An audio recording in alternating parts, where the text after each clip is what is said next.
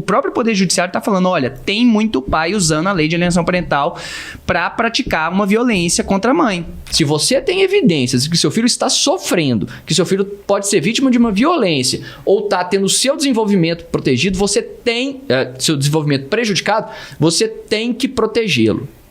Ponto. O pai também tem que proteger.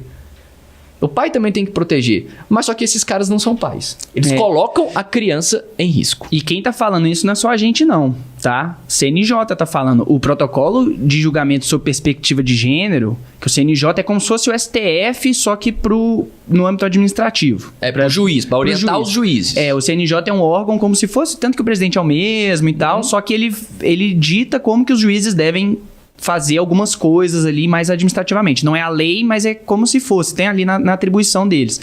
Eles, tem uns 2 anos, publicaram um estudo e eles usam isso. Isso que o Vitor tá falando aqui é o que o próprio CNJ tá falando. Então, o próprio Poder Judiciário tá falando, olha, tem muito pai usando a lei de alienação parental para praticar uma violência contra a mãe. E contra a criança.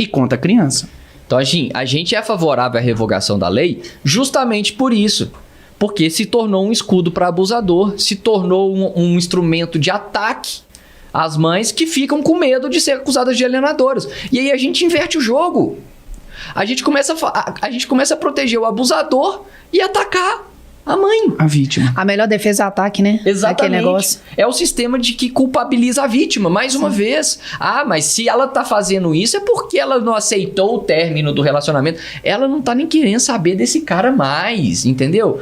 Foi um livramento na vida dela. O que ela quer, que ela queria que ele fosse um pai responsável, que ele fosse uma pessoa que de fato cuidasse do filho, e não é o que tá acontecendo. Então, ou seja, esse caso aí, pra mim, ele gera uma revolta muito grande, mas hoje ele me gera um conforto muito grande de saber que a gente foi ouvido, que essa mãe foi ouvida e que esse cidadão que já tirou onda com a justiça várias vezes, é famoso. A gente tem stories, inclusive, dele achincalhando a justiça, dizendo que ele gasta mais dinheiro com o advogado dele do que com outra coisa e fazendo brincadeira da assinatura do contrato. Então, enfim, é um cara que veio no mundo realmente para atrapalhar. E ele é influente. Mas pra gente não tem influência, não tem nada, é só mais um bonitão fazendo graça e que a gente colocou no lugar dele, pelo menos por enquanto. Vamos continuar controlando isso. Influente assim.